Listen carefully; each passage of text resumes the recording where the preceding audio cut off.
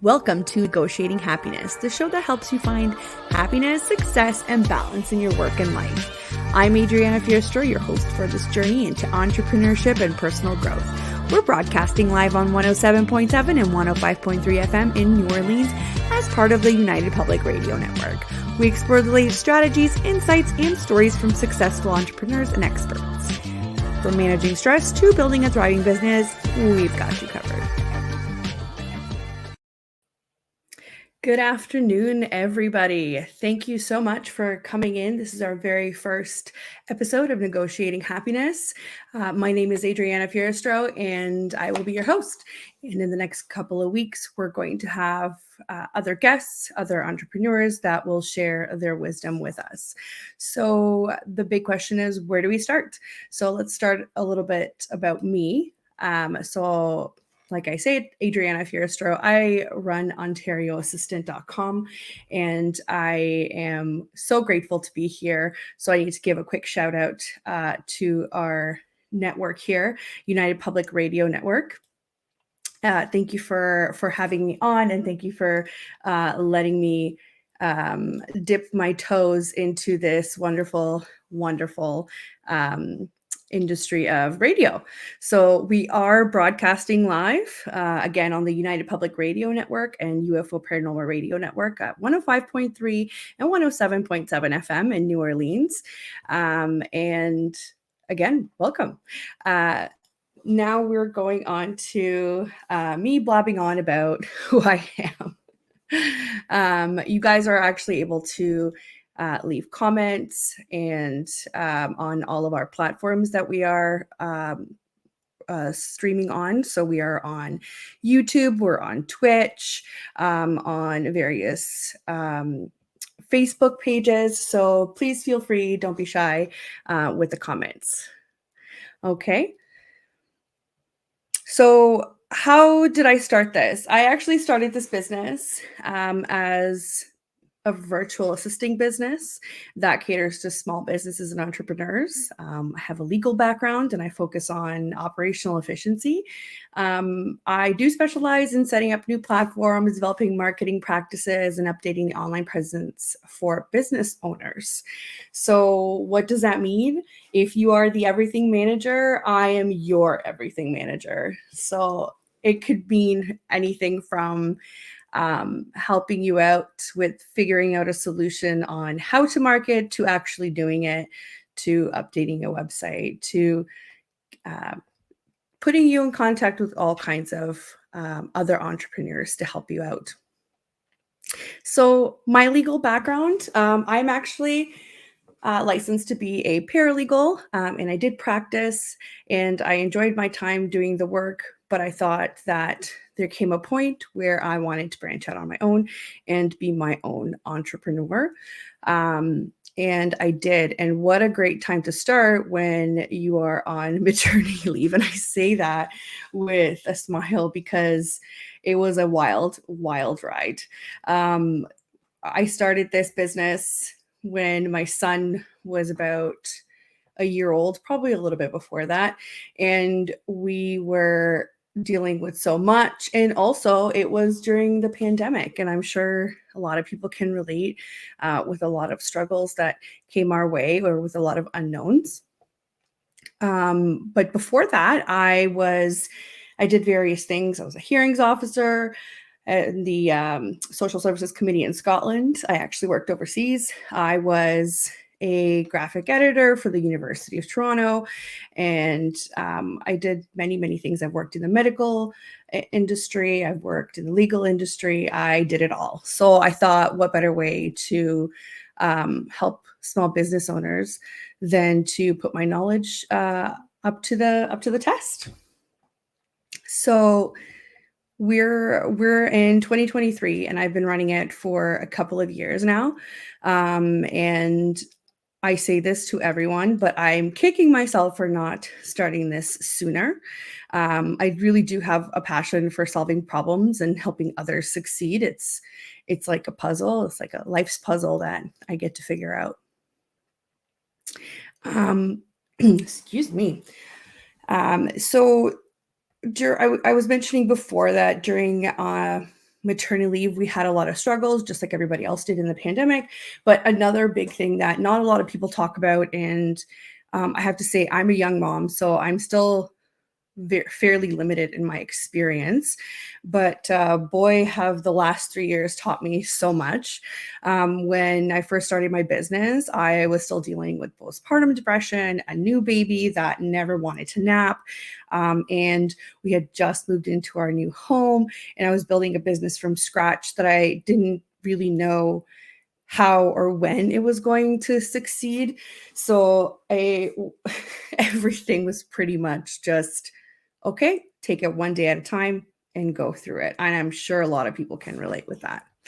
Um, like I wasn't able to find daycare, and I know childcare is a very big thing for a lot of people, for a lot of parents, and I'm sure that a lot of people can relate. Like what happens when your child is sick and you have to go to work or you have a client meeting. Pretty much everything gets turned upside down, and you deal with your child because what else are you going to do? We will end up talking a lot about parenting and how to deal with a new business or even an older business, or how your values align with what you do in and outside of work. So this is going to be a reoccurring theme. But for the first little while in my business, I didn't even have regular daycare or reliable daycare. It was pretty much whenever we could find the time, that's when we would do the work, and to try and build this thing. So I have to say that looking back now, it was difficult, but when you're in it, you just kind of deal with it. And I feel like a lot of moms can relate to this, where people ask you, "Oh wow," or they make comments of, "Oh wow, I can't believe you're doing this and this and this," and just like, "Oh, you're like superwoman." And it's not that they're superwomen, it's just that they just figure it out, and when they're in it, they just know they don't have a choice and they get it done. So if you are one of those moms, if you're one of those business owners, or maybe you're one of those dads, right? You're one of those dads that had to take over as the lead caretaker of your child. You guys all need to give yourselves a pat on the back, because this is not easy. And we talk a lot about what is difficult and what people don't like to mention. Everybody likes to post around their successes and their awards, their meetings, their deals, and what goes through and how much money they've made online.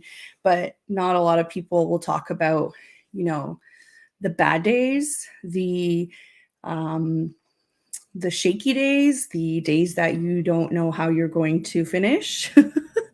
So it's going to be a pretty realistic view of, what happens in the real world as an entrepreneur, building a new business, and perhaps having a child or somebody to take care of, or additional responsibilities that you need to make time for.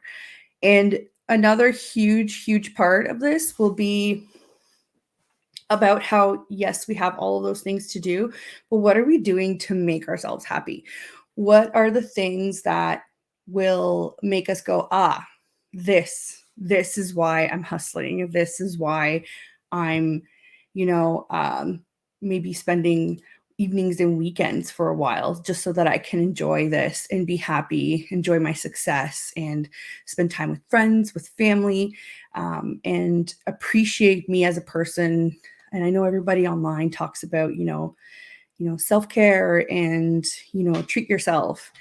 But it's not just that, it has to be a constant balance. I find that a lot of people don't think about work-life balance as a a process. They think that once you achieve it, it's there, and that's just simply not true. It's constant, right? So just because you're working, let's say 5 hours a day, and you used to work 9 or 12, that you have so much time that you have that balance. It's not just about time, it's about, your clients, who you're dealing with, how you're spending your time, what you would rather be doing. So it's always, always a constant struggle. And I'm on the quest to find entrepreneurs that will share with me how they get to their happy, what it means for them to be happy, because you will soon find out that it means very, very different things for everyone. For me, I'm actually an well, I want to say I'm an avid traveler. I want to be an avid traveler now that, the borders are opening back up and we can travel. I'm right on that travel train, so to speak. And that is happy for me. That is what makes me feel excited, what I look forward to. And I know people who have never left the country and they're still happy. So I want to know what makes them, you know, be happy. So here's some fun facts about entrepreneur life or small businesses that I thought I would share with everybody. I know we're live right now in New Orleans, but I'm actually really close to Toronto, up all the way in Canada. And I want to say hello to all of my Canadian friends. Hello to all of my American friends. Thank you so much for listening. I am super excited to be here. So I'm going to try and gear my content to both my American friends and my Canadian friends because, hey, we're all friends. So here we go. I don't know if you knew a lot of these stats. I knew part of them, but not all of them. I decided to go on a quest on Google, and I checked out the Small Business Administration, the Government of Canada, Industry Canada, the Bureau of Labor Statistics, and the Innovation, Science, and Economic Development of Canada websites. And this is how I've gotten my information, just in case you were wondering.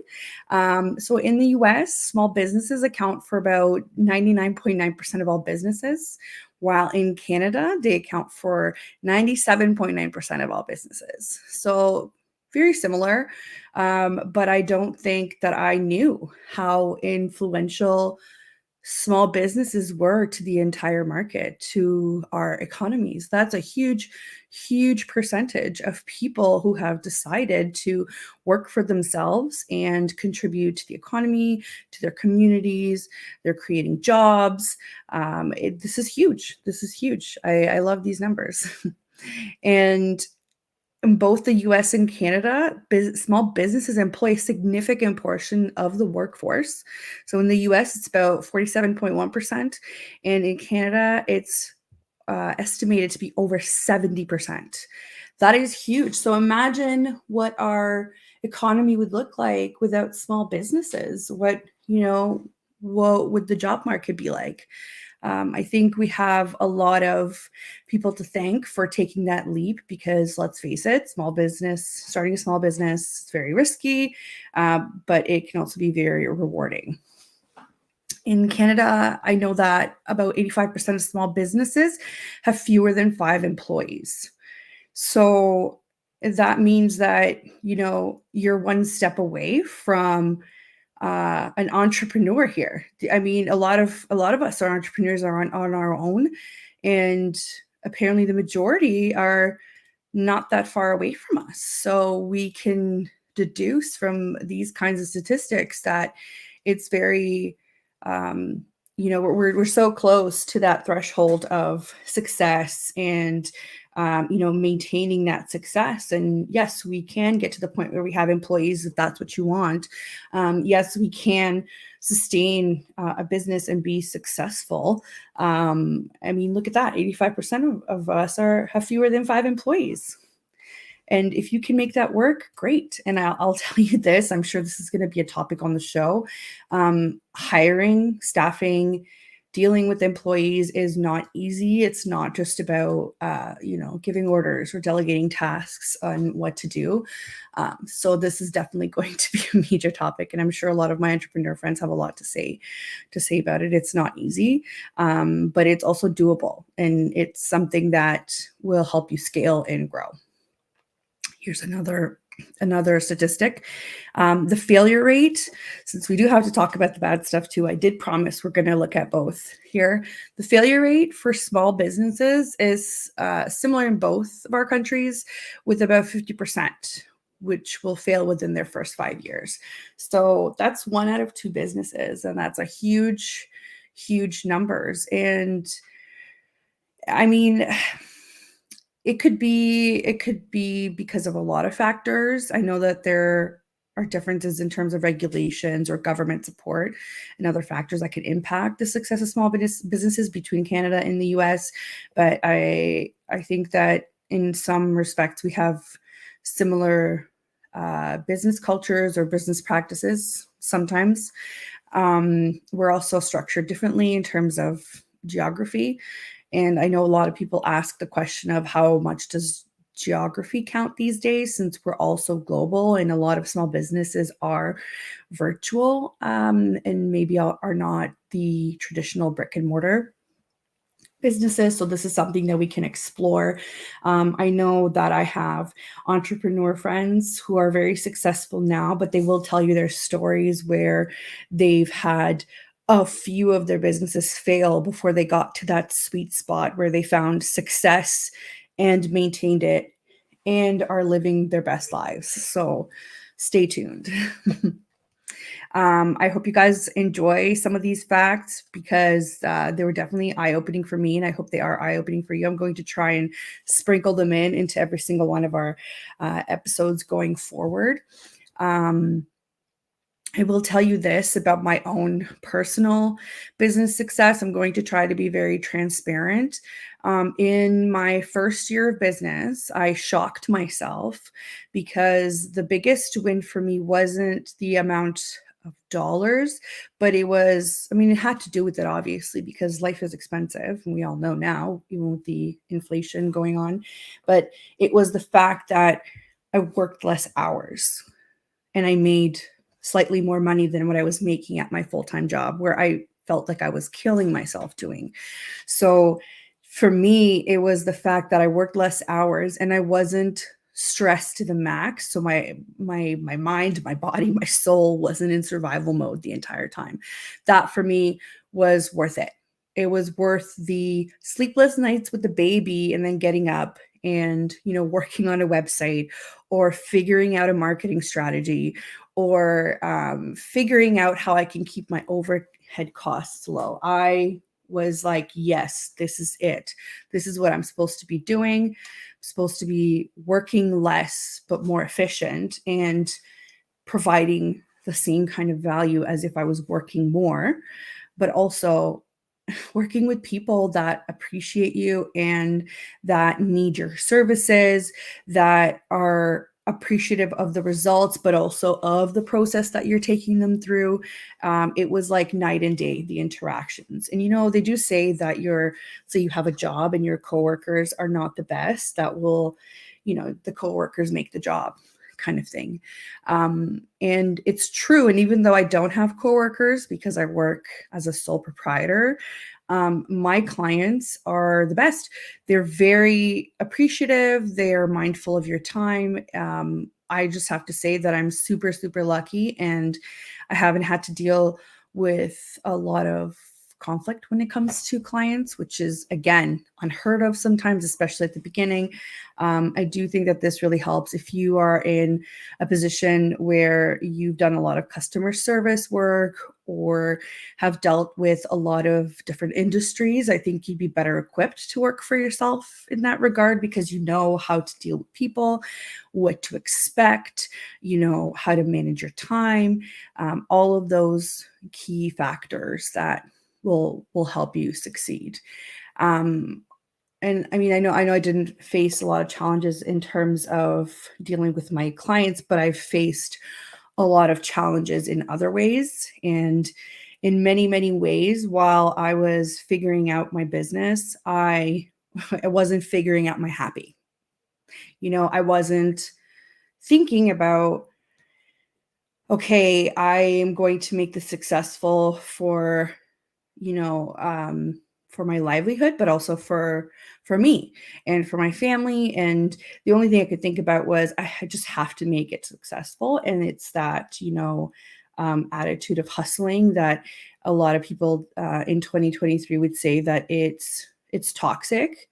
I'm always a believer in balance. So like you have to have a little bit of that attitude to hustle to get where you want to be, but you also have to have an attitude of I'm going to attract my ideal clients if I'm going to be my ideal self, or I'm going to attract the kind of business that I need by offering the same value in return. So that means that you have to take a step back and you have to say, you know, I have limits and I'm going um, to work on keeping those while doing a great job with my work.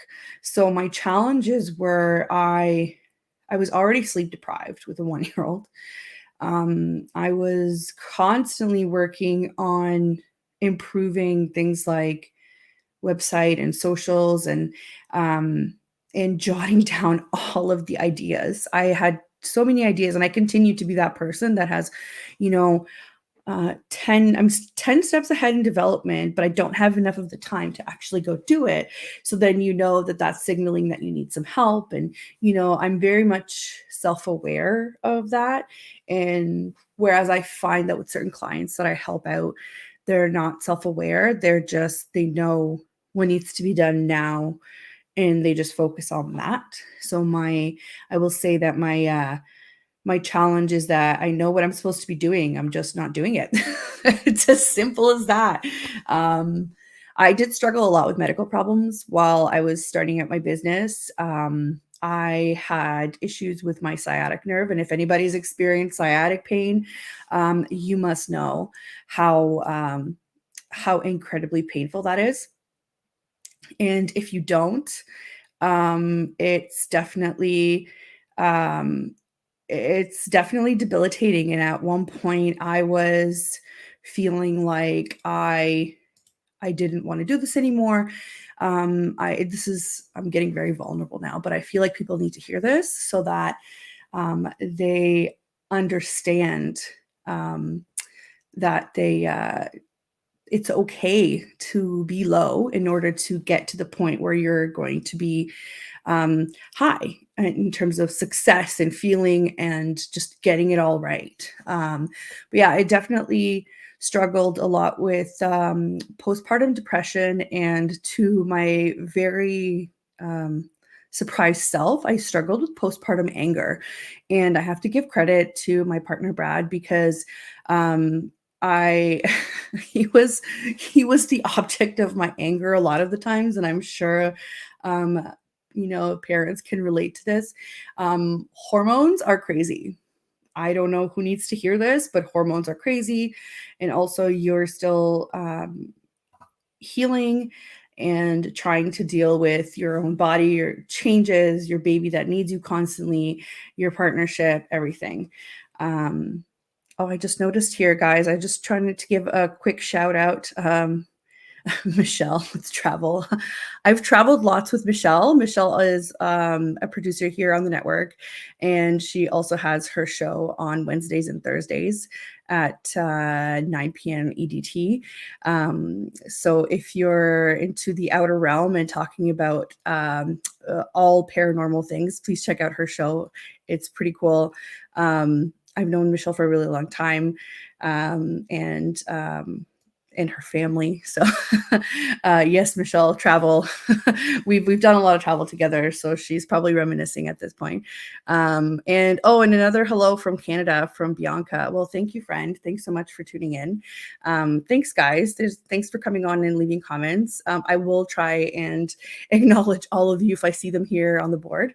If not, I will get back to you right after the show. But anyway, sorry. So getting back to the really sad and true topic about postpartum.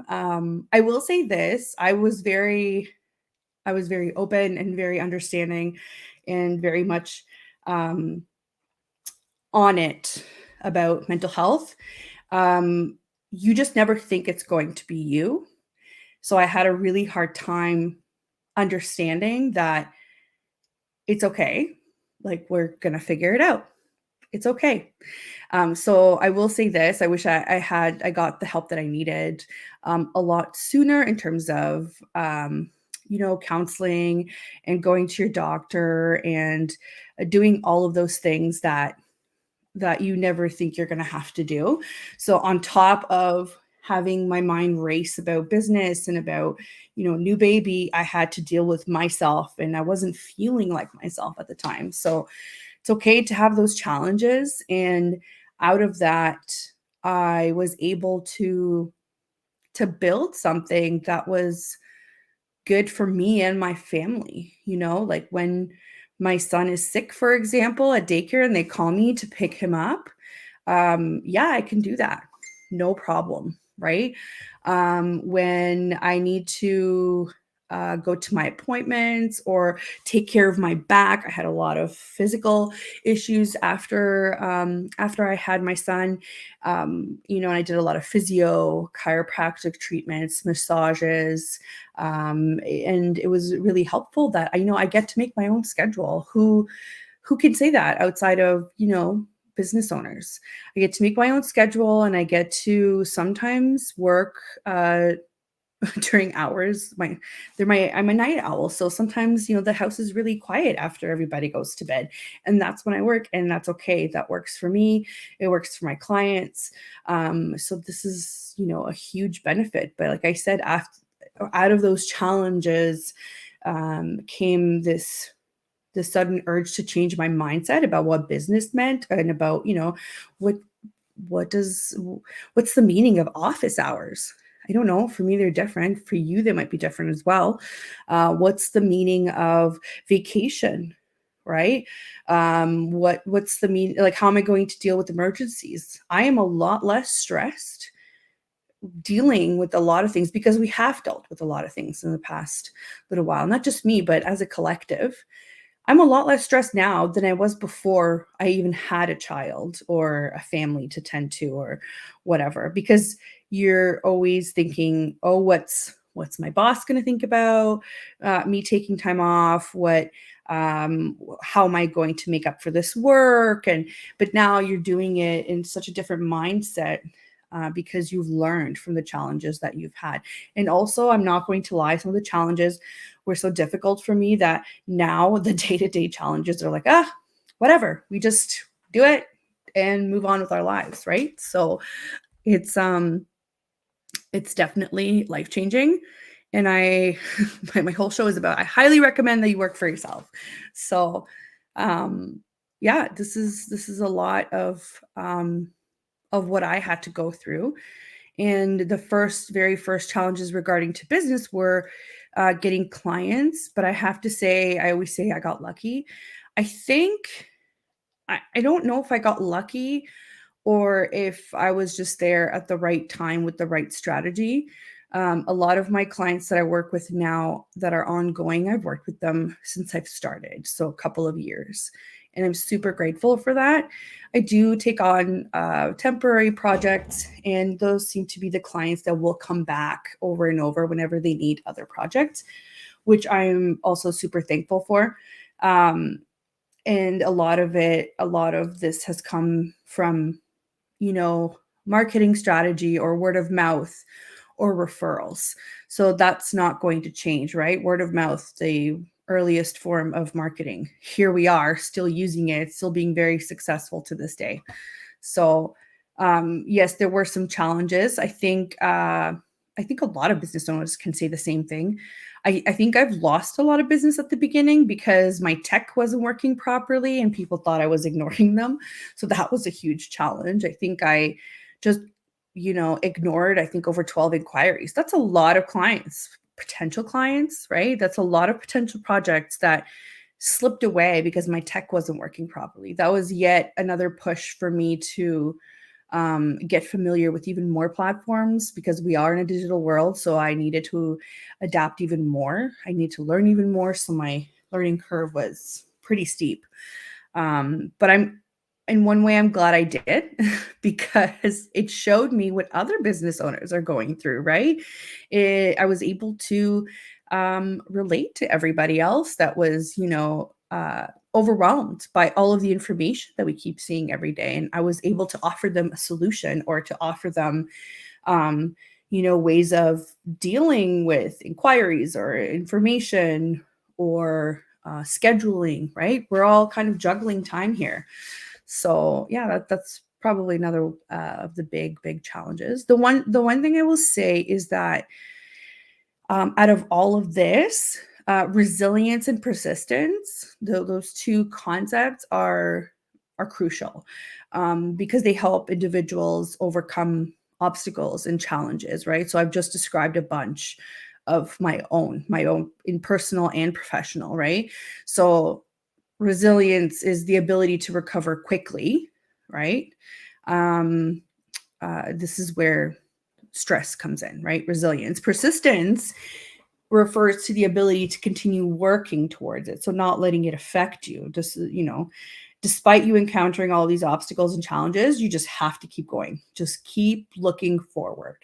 It'll both of these together will help you overcome setbacks easily. And I say this easily because looking back at it, you will say, oh, that was easy because you've already gone over it. So the next thing that comes in will seem difficult until it's not, right? It'll build mental toughness. So being resilient is a really, really good characteristic to have in life. It also develops problem solving skills, which is, I don't know a single job or business out there that doesn't require problem solving skills. This is why some people are bad at business, because they don't have any problem solving skills. And a lot of the people that don't, they're smart enough to hire people that do. So, and it also promotes learning and growth, right? What you learned from your previous setback, again, that you use that for your next one, and the previous one will seem like it was easy peasy, because you've learned from it, you've adapted, right? And you can also inspire others with how resilient and persistent you are. This is really good if you have employees, or if you're working with contractors, or maybe you're inspiring your kid that's looking up to you. I have to say that my almost 3-year-old, he started to speak a little while ago, and he blows my mind every day. The other day, we were getting him ready in the morning, and he was asking me, "Is mommy going to work?" And I didn't even realize that he understood what my schedule was like, right? And I say, "Yeah," and now it's an even more of a push for me to get to where I want to be, to keep working, to keep developing, to keep hustling, but also spend time with him and be with him and create memories with him, because I want to inspire him to think the same way, that you can work and you can be successful and you can also live your life. So if you're not going to do it for you every day, big picture, who are you doing it for? You're doing it for your kid, you're doing it for your friends, for your family. Are you doing it to to be more constructive than destructive in your life, depending on what kind of situation you're in? Who knows? But you have to kind of keep in mind that even though you don't think so, other people are watching in your life.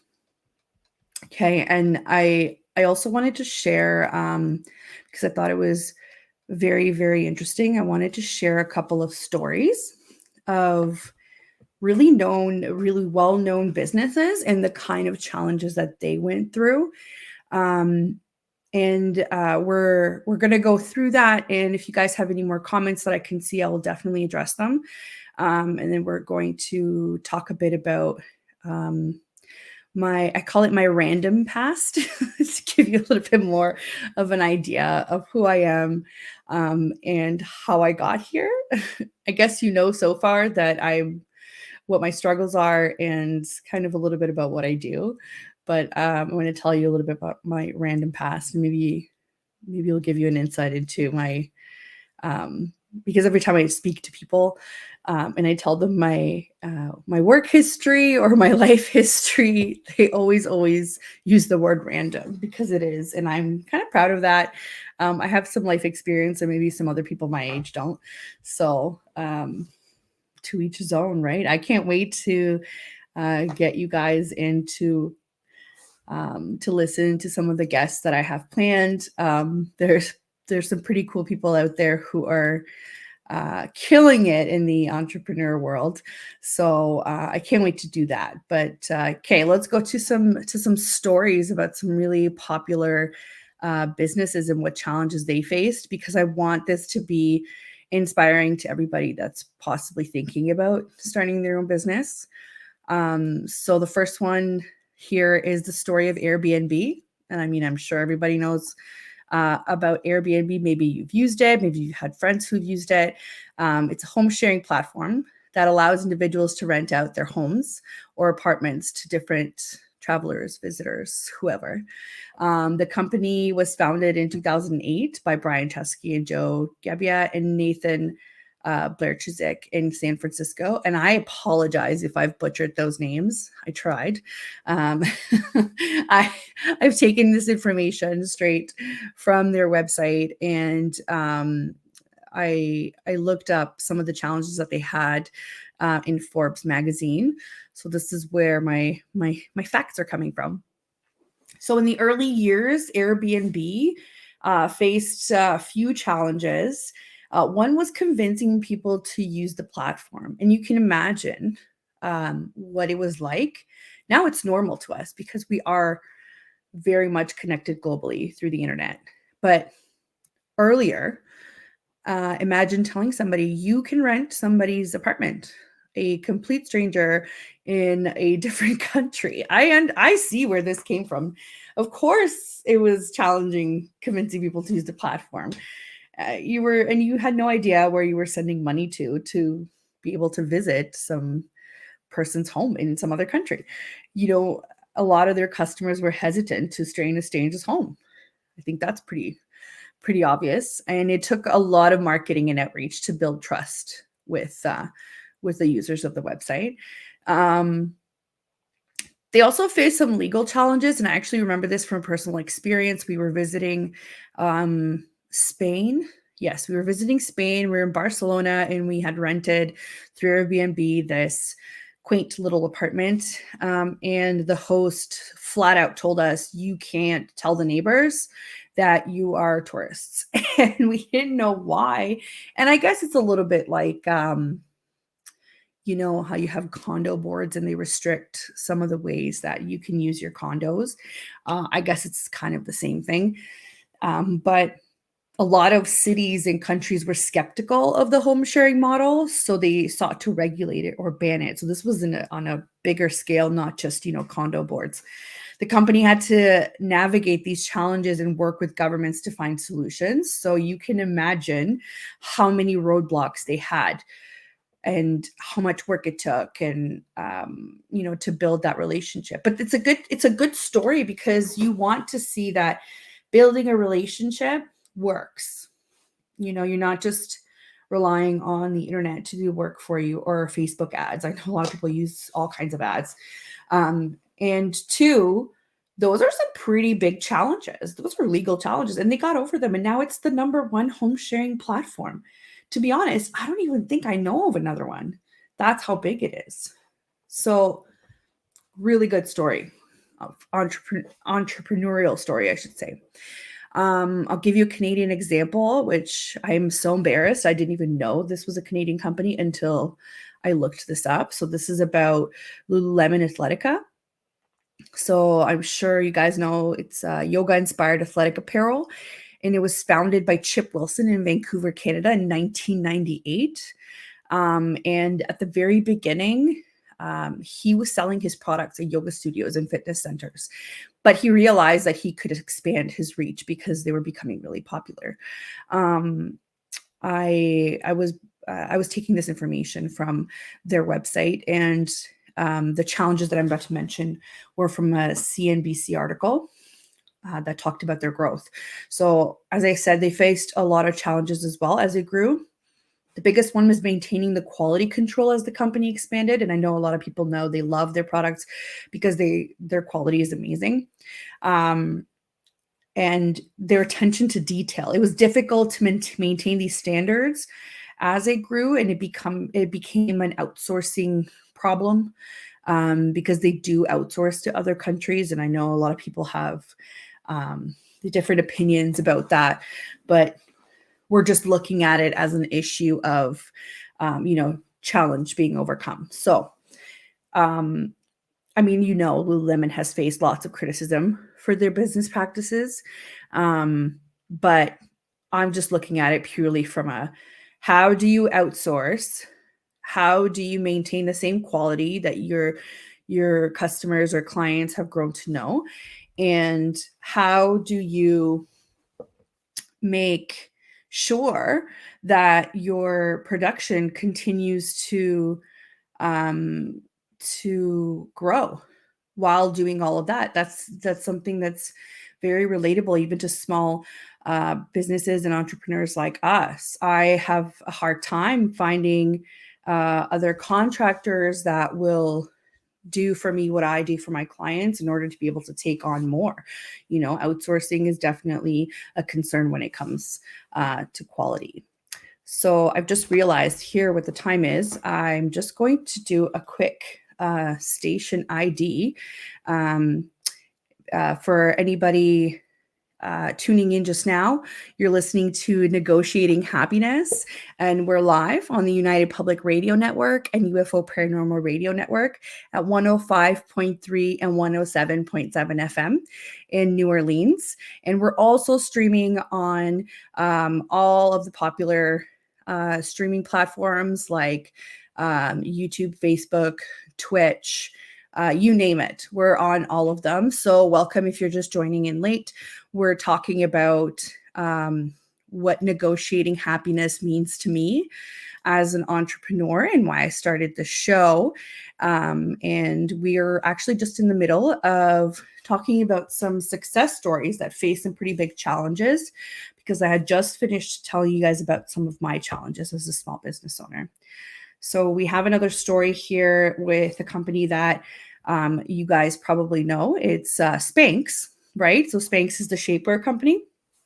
It was founded by Sarah Blakely in Atlanta, Georgia in 2000. And she came up with the idea for Spanx while getting ready for a party and realizing she didn't have the right undergarment to wear under her white pants. So she cut off the feet of her control top pantyhose, and thus the idea of Spanx was born. How cool, right? I definitely looked on Spanx's website, and yet again, I went on Forbes and I consulted their articles on some of the challenges that they faced.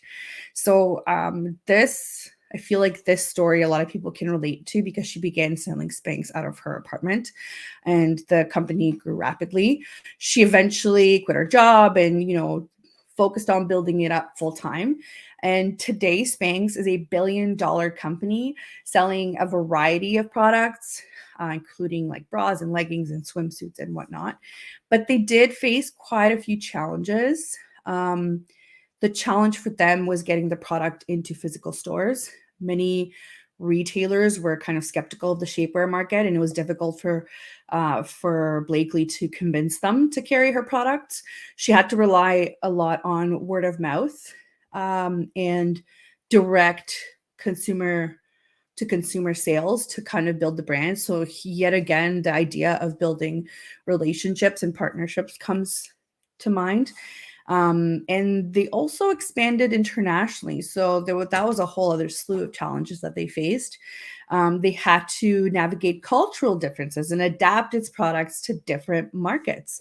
So that's another thing that, maybe you can relate to. I have clients that a lot of their clients come from other countries, right? I always tell people when they ask me what I do, or what I used to do, is when I was just saying, "Oh, I'm just a virtual assistant," and people are like, "What's that?"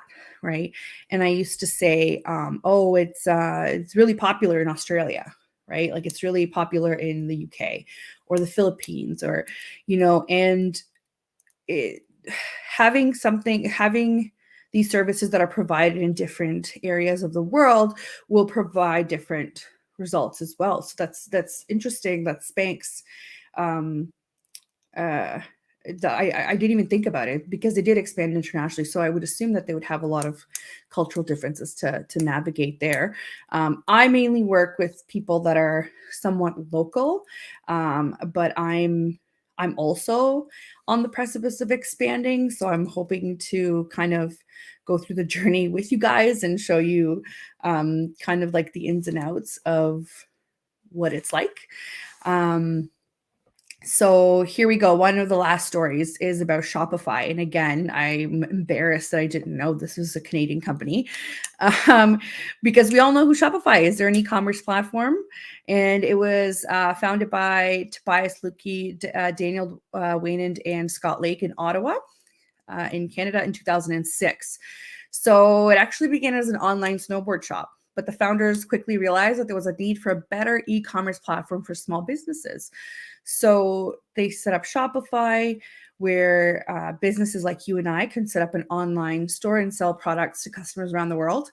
They went public in 2015 and has since become the largest e-commerce platform in the world, with more than 1.7 million businesses using the platform to sell their products online.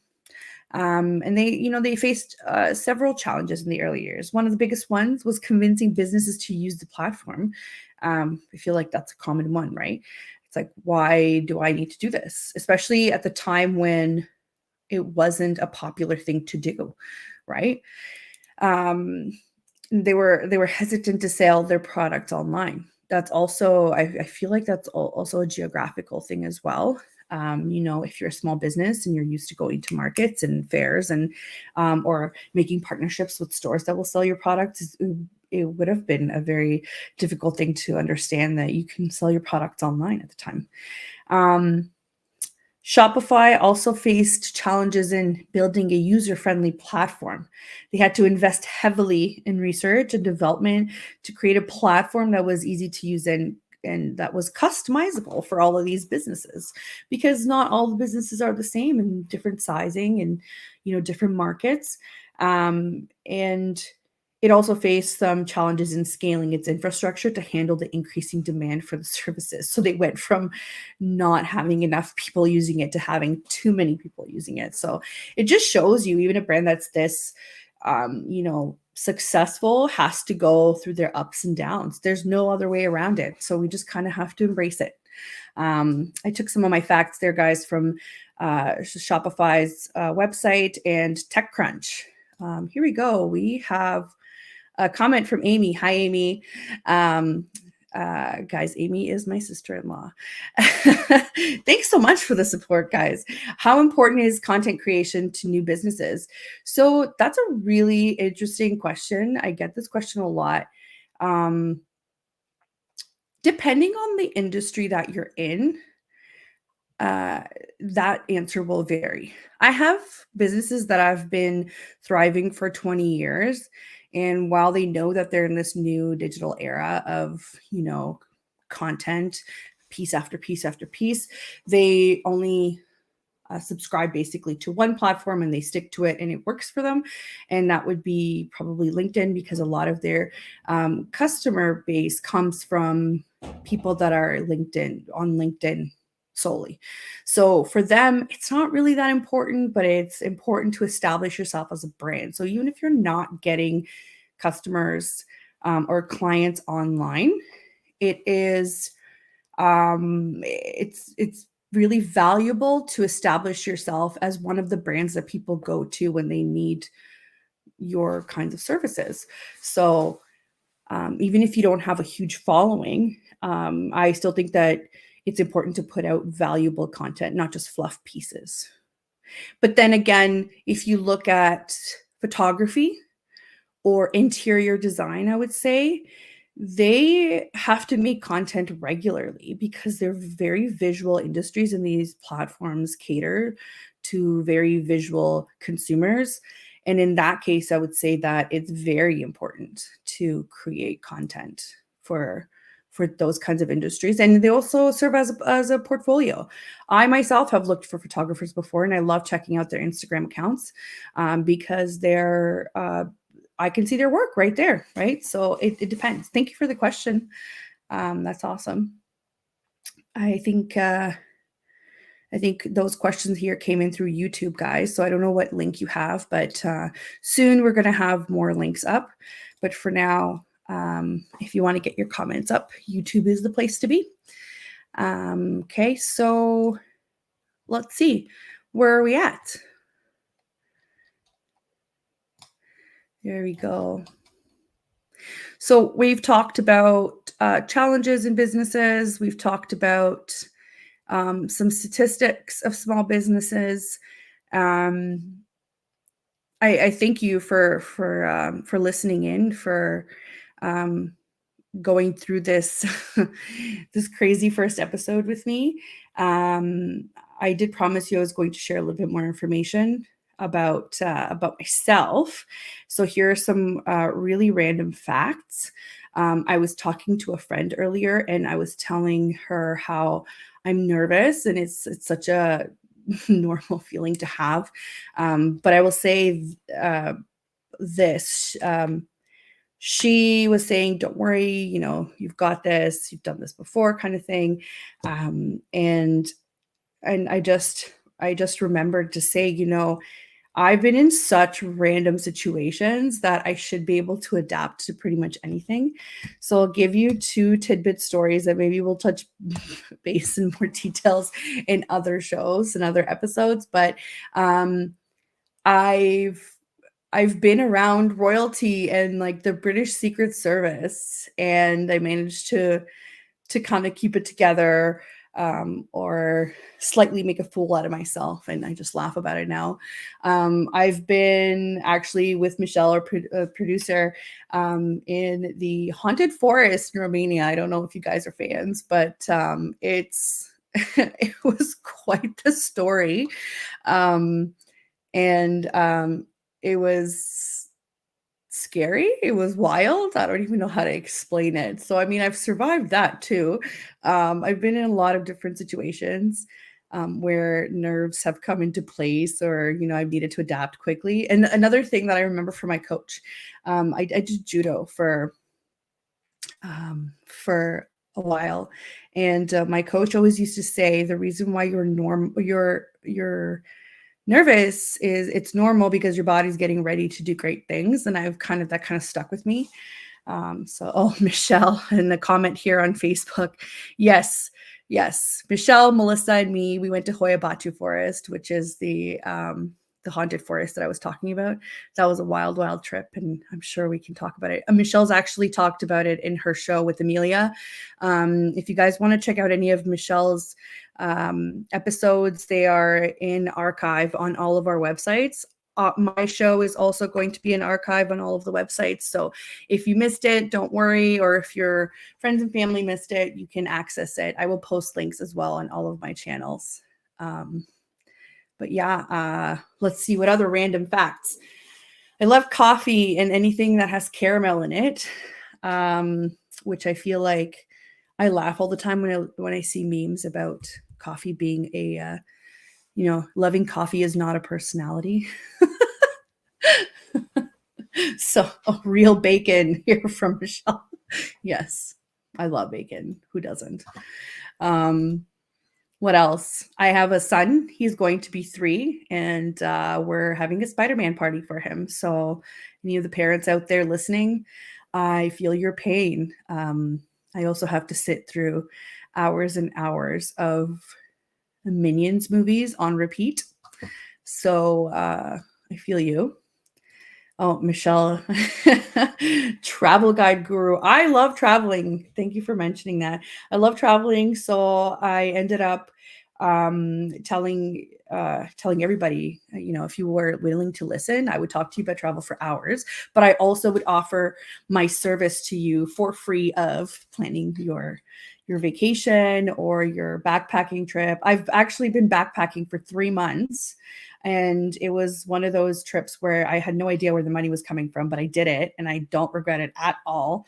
It was wonderful. I was, fresh out of school, ready to take on the world. So since then, I've done smaller trips, but that was probably my biggest trip. One of the best trips that I've been on was Tenerife in the Canary Islands. It's it's part of Spain. That was amazing. It was like a whole other world with a volcano on there. Even the vegetation was a little bit different. Michelle and I traveled to France. We've gone through Scotland.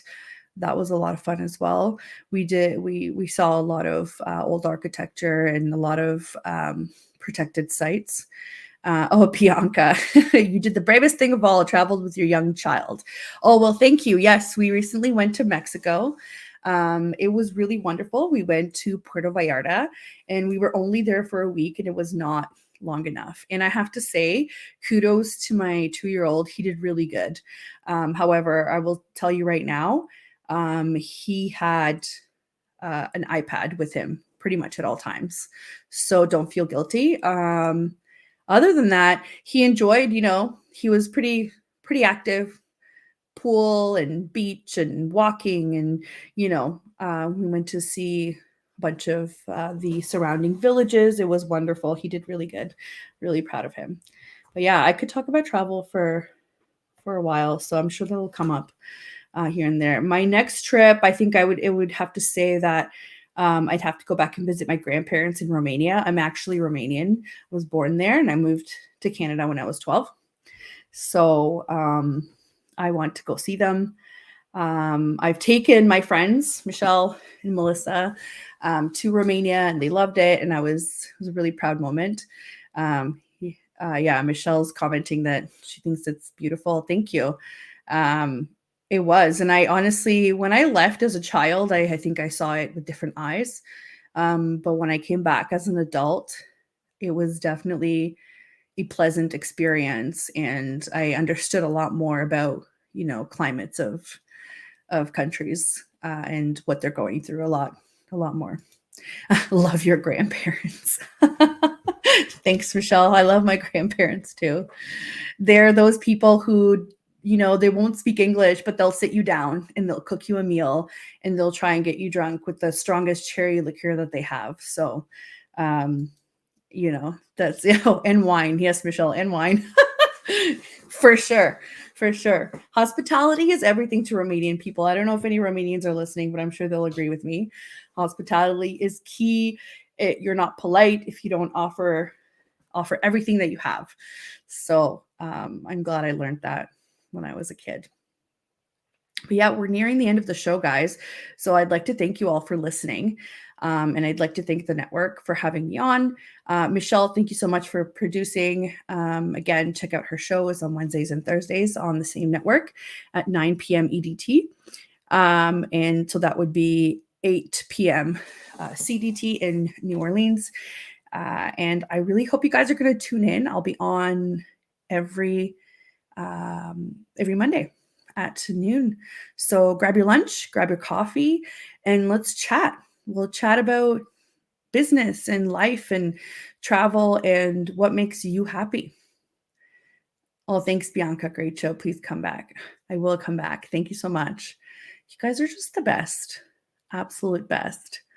On the next, we're going to be talking about different things. I was going to let you guys in on some of the episodes that we have. So we're going to be talking about mindset a lot, the importance of mindset in entrepreneurship, about aligning your business with your values and why that's important. We've got on the schedule here strategies for finding that work-life balance and finding your harmony, and how to build a support system. How many of us need a support system for everything, not just raising a child or a partnership? I'm talking about business, how to build that support system. And this is a good one. Overcoming fear and imposter syndrome. Hi, I'm still there sometimes. So I'm sure a lot of people can relate. We've got other topics coming in like embracing failure and the benefits of learning from setbacks, and the power of authenticity, building a brand that reflects your values. That's pretty cool. And building a sustainable business. And the art of mindfulness, finding balance and presence in a busy world. We're all busy, so I'm sure you guys can relate. Well, I hope I've piqued your interest, and I hope you guys come back next week. And if you have any entrepreneur friends, or you are an entrepreneur yourself and you'd like to be on and tell us how you do things, send me a quick email and we'll set it up. Thank you all for tuning in.